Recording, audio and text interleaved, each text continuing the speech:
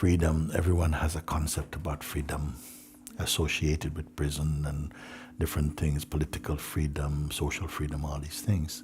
But here, what does it mean here? And here it means the human being becomes awake to their true nature, not conceptually only, but as a living and ongoing, unbroken experience. I can come a bit more to talk about that, but that is just your reality. And where you are free from selfishness, from egoic influence, from being flooded out by thoughts and the pressures of life, from fear, from depression, from the fear of death, from fear of life also, because some people are afraid of life also. And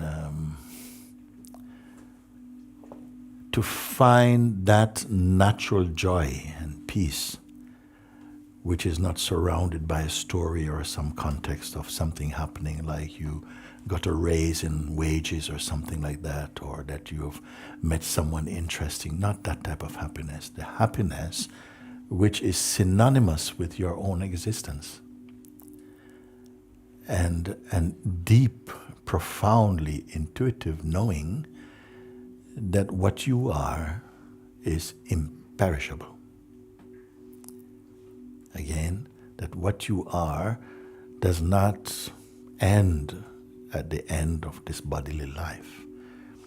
And that you would know it beyond belief.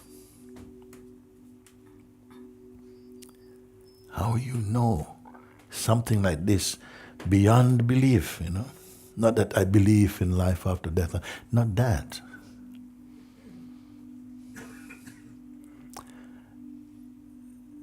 I cannot explain. You come to know with a certitude and a certainty that cannot come merely from a book.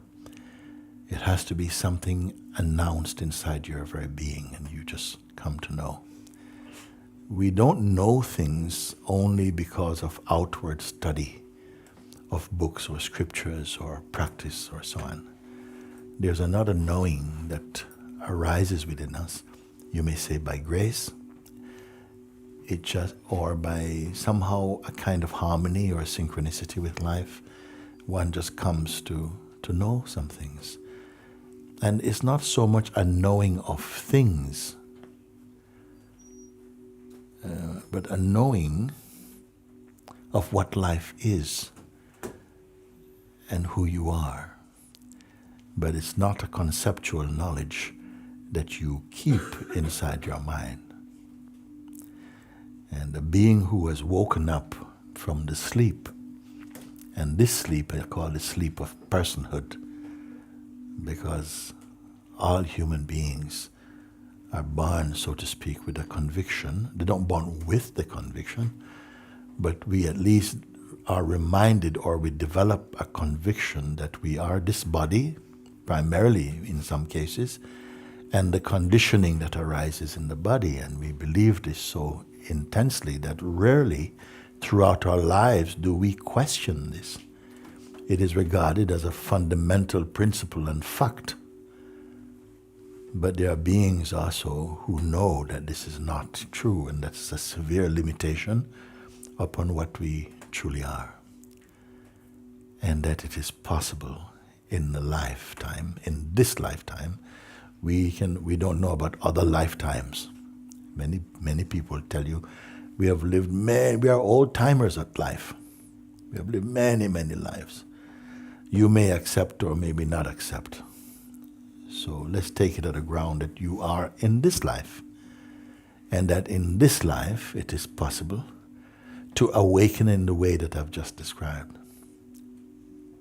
To be happy, and a happiness that's so broad that even moments of unhappiness or sadness can appear in it, just like clouds appear in the sky, but they cannot remove the sky. Different moods and thoughts and feelings can arise in you, but they cannot overwhelm you when you know the truth of who you are. And that for so many people, knowledge means something that you have. But here I'm talking about a knowledge that you are. It's not a knowledge about many concepts that we have and we believe in, but about your discovery, your self-discovery. It is our number one subject. Our second or number two subject is our number one subject. The number three subject is number one subject, because all our focus is here. That my primary connection with you is to guide those of you in whose heart is pounding for freedom, who is desperate to know God, to find fulfillment while you're here, and that I won't be deferring you somewhere else, and to make use of that opportunity. And if you don't really believe it, because there are some who have this yearning, but we don't have the faith, is it really possible? And there are others for whom, when it is sensed the possibility is alive, strong resistances will come. And they are not new to us. But for anyone who sets out on a journey for self-discovery, you will meet resistances. Primarily that comes from inside your own system, to distract you also, to raise up doubts within you, to slow you down, to introduce you to other things less challenging, to use up your time and miss your chance. That I should only look to you to confirm, to say, yes, Mooji, it is so. And not just have to take your word of mouth, but to see and to feel in your presence the power of your seeing. And that if there is delay, I would want to know why. Because I don't feel that I've come across a guidance that clearly comes from the true place, that has made it so simple, actually. And yet, if the right earnestness and urge for freedom is not there, it can just become food for the mind. And the mind says, yeah, I know it, I can even recite it. But freedom is not going to be just for parrots, that you just can repeat what you've heard. You must be what you hear. Because we are not pointing to what you must become, but what you must rediscover and recognize, and at least in the beginning be faithful to it, to love it, to acknowledge it, until gradually the effort to be there falls away and you find, but it's natural, it's natural. You see. And so I challenge the kind of complacency that can sit in. Sometimes we meet, and I have the chance to meet you more closely and to look at your seeing and how you meet life, and with what identity you're meeting life, and to point out, but wait, of course it's going to feel like that, because you are only living life in the idea you have of yourself and not of the true.